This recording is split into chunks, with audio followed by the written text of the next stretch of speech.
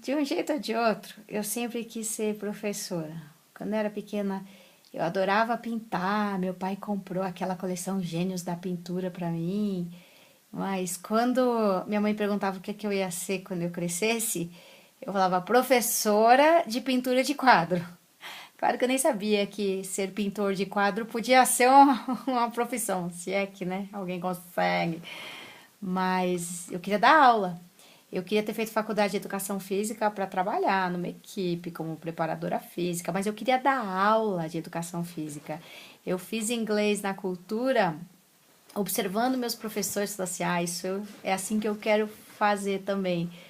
Porque eu queria dar aula de inglês e dei aula na cultura há 5 anos. E dou aula de novo agora, depois de muito tempo que eu só dava aula voluntária, agora estou dando como atividade profissional mesmo. E eu adoro dar aula. Eu fiz magistério no segundo grau e acho uma pena que tenha caído em desuso, sabe? Porque foi maravilhoso o curso. Filosofia, sociologia, psicologia didática, Montessori, Piaget, Paulo Freire. Pô, você é preparado para sala de aula mesmo, sabe? Para lidar com os desafios de ensinar como dividir por dois algarismos, sabe? E parar e discutir mesmo ah, os métodos. Pô, como foi bom ter feito magistério. E eu sempre dei aula no colégio, para as amigas, aula de reforço. E às vezes na sala de aula, assim, eu lembro da Marlene, que era a nossa professora de matemática, muito boa, muito querida, e às vezes ela via que eu já tinha entendido a matéria e uma parte da classe ainda não. E ela me deixava, eu ficava aflita, assim, querendo ajudar, querendo explicar de um outro jeito, e ela me chamava na lousa, me dava essa chance, assim, de explicar a minha moda, com os meus exemplos, e às vezes as meninas da classe falavam, ai, professora, deixa eu só nem explicar, porque ela explica do jeito que a gente entende. Então, puta, explicar do jeito que as pessoas entendem me dá muito prazer. Eu adoro ajudar a compreender alguma coisa e incentivar a curiosidade, sabe? Instigar a pessoa. Às vezes, como currículo escolar, para mim é um lixo anacrônico, mas até assim, ver qual é o sentido daquilo, né? Daquela matéria. Ou o desafio intelectual mesmo, de aprender a resolver seno e cosseno. Não, fala sério. Pra quê, né? Pobres adolescentes. Bom, mas é claro, eu tive vários professores assim, super instigantes, sabe? Desde a tia Angélica do pré, que percebeu, porque estava prestando atenção, que eu já sabia ler e escrever, porque eu tinha aprendido em casa, e ainda era o pré-1, depois teria o pré-2, para depois ser alfabetizado na primeira série. Quando ela viu que eu sabia ler e escrever, ela falou, ela chamou minha mãe assim, falou, meu, ela não vai suportar a escola há muito tempo. E propuseram que eu fizesse um teste para ir direto para a primeira série. E, pô, foi uma discussão, vai ter maturidade, não vai. E eu fui, mas assim, imagina se essa minha professora não tivesse tido essa atenção e essa disposição. Talvez eu achasse a escola insuportável logo depois daquilo. Aí tinha a Dona Antônia na primeira série, Dona Irene, Dona Estela, Dona Estela.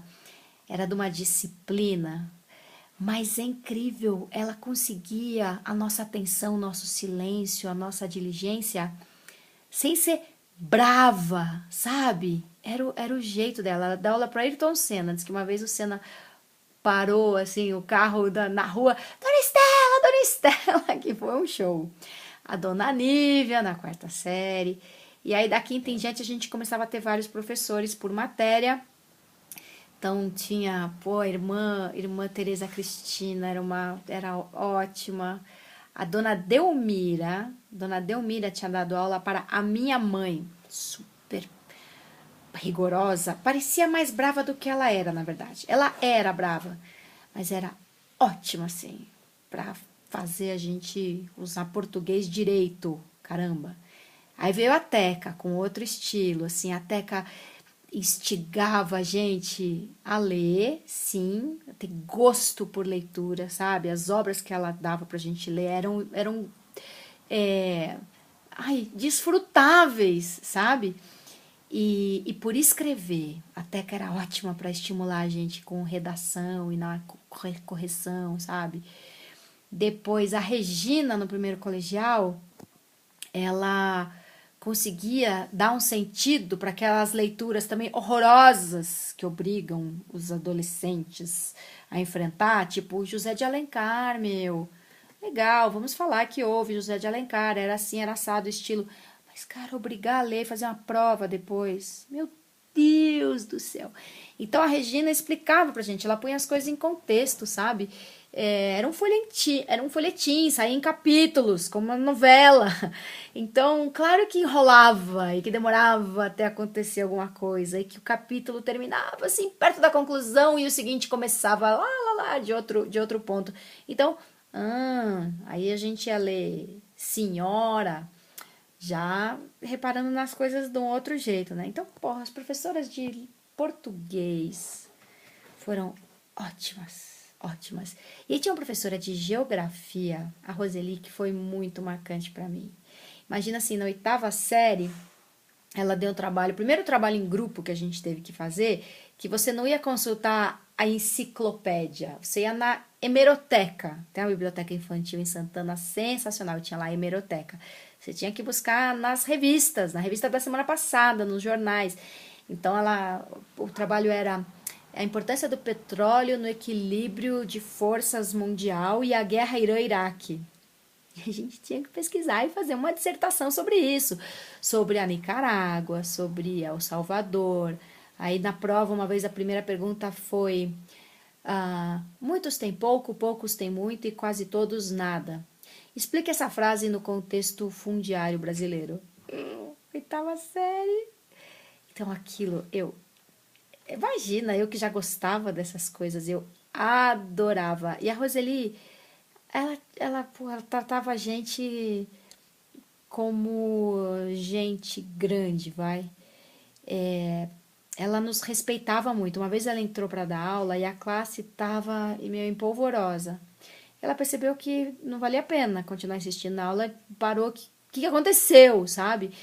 E a gente tinha ficado sabendo que uma menina da sétima série estava grávida. E foi assim um choque, sabe? Mesmo. Como tem de ser, aliás, né?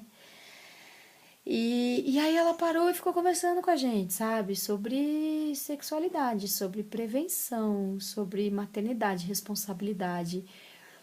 Ufa, e depois ela falou, agora vamos voltar para aula, tá? De geografia. Abra um livro na página tal. Então, sabe, era um respeito, era uma sensatez e uma sensibilidade mesmo. E ó, um detalhe para ver como eu gostei da Roseli, como ela foi importante para mim. Eu assinava Sônia Marmo, escrevia o nome na prova, Sônia Marmo. Porque quando eu falava que meu nome era Sônia Francine, como SC, Y, ai, tinha preguiça. Eu achava a Francine muito esquisito, sabe? A história do Francine, invenção, né? Francisco e Neide, por isso meu pai e minha mãe juntaram. O amor é lindo. E aí a Roseli uma vez me perguntou, por que você não usa o Francine? É tão bonito. Tipo, ela achava bonito Francine e pronto, eu comecei a usar. E ficou sendo o meu nome mais conhecido até hoje, né? O Gaspar Marmo, muita gente nem imagina que existe. Então, professores que amam o que vocês fazem, porque é o único jeito, tem que gostar muito de gente, tem que gostar muito de ser professor. Vocês que ou são, vocês que amam o que fazem, meu, parabéns, cara.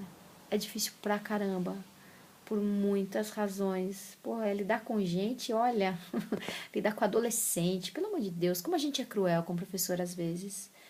A minha turma, nossa, escolhi uns pra Cristo, sabe? O Abel de biologia. Ai, coitado, pensar na crueldade que a gente fazia com ele.